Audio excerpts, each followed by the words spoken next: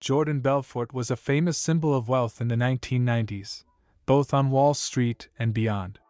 But how did he manage to make such a huge amount of money, only to end up in prison?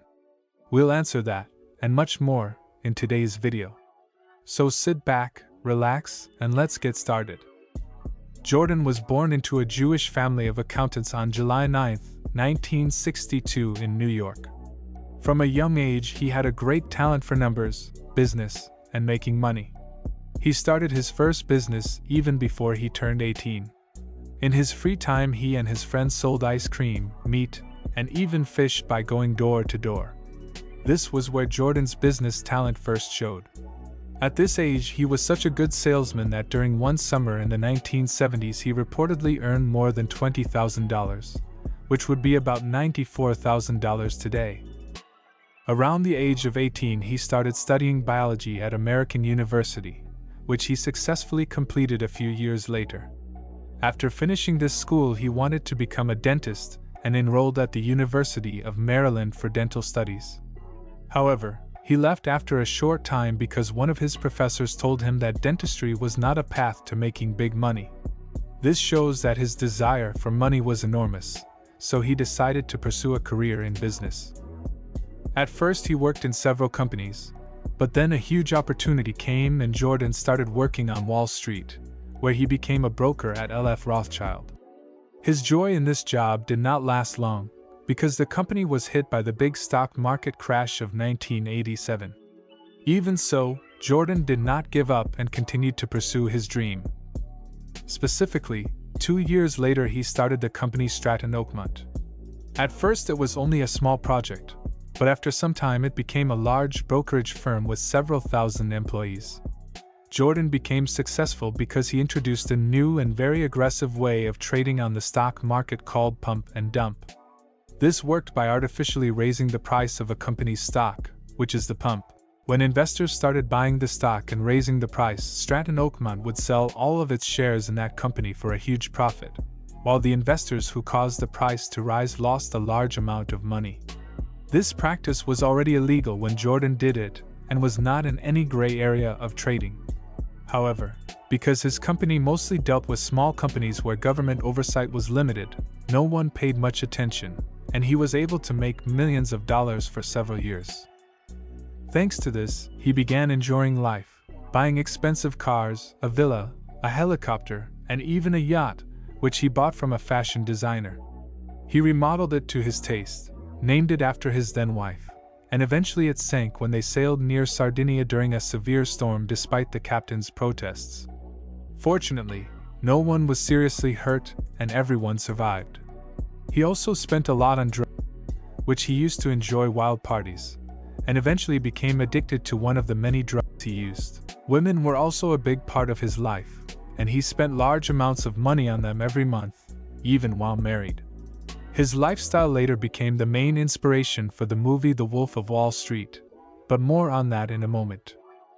Drugs, money, and power made Jordan feel untouchable, and that lasted until the FBI caught him in 1999. The investigation had actually been ongoing since the mid-1990s, but because he was very good at hiding and covering up his illegal activities, it was very difficult and took about 5 years before the FBI could put handcuffs on him. His tactics included using many small companies to move money so that no one really knew who it belonged to. He also used Swiss bank accounts and surrounded himself with people he trusted not to betray him or cooperate with the authorities. There was, of course, much more, but the FBI gradually tightened the net around Jordan until they finally caught him. He was then charged with securities fraud and money laundering. To avoid further charges and get the shortest possible sentence, Jordan began cooperating and signed an agreement committing to full confession and full assistance in the investigation, including wiretaps. Once, while wearing a wire, he warned his friends, almost jeopardizing the entire deal with the FBI. They eventually found out, and even though they were very angry because he had endangered the whole investigation, they did not end the cooperation. It only hurt him in court, where he was sentenced to 4 years in prison. He served only 22 months and, after his release, agreed to a deal to compensate investors, paying more than $100 million. After he was released, he started writing books, 2 of which became international bestsellers. Now he mainly works as a motivational speaker, and people are willing to pay large amounts of money to attend his talks. He is still connected to business because some companies hire him as a consultant. However, he became most famous because of the movie The Wolf of Wall Street by American director Martin Scorsese, which premiered in 2013, where Leonardo DiCaprio played Jordan. Jordan also appeared in the movie at the very end, working as an usher at one of the lectures. This movie both fascinated and shocked audiences around the world, and because of that, it became a huge box office hit. Even though it was and still is banned in several countries, that only helped make it the most illegally downloaded movie in the world in 2014. The script was based on the autobiography of the same name written by Jordan Belfort, where he describes his life full of women, drugs, and his downfall after being caught by the FBI. The movie and its production were very controversial. The director had to edit it several times because of censorship, and some scenes had to be removed completely. Originally, the film was supposed to be 4 hours long instead of the final 3-hour version. Another interesting fact is that the movie holds the Hollywood record for the highest number of times the word "f*** is said. In the original version, it was used more than 560 times. The budget was also controversial, at around $100 million, because part of the money came from the investment company Red Granite Pictures, which was later accused of money laundering.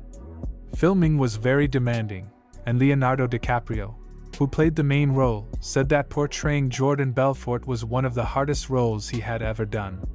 He mentioned, for example, the scene where the drug Jordan tries to get to his car. He trained for days to make his movements look realistic, but still improvised in several takes. To get into character, Leonardo met with Jordan several times to understand his way of speaking and behaving. The film often shows the use of coke and other drugs, but of course, they were not real.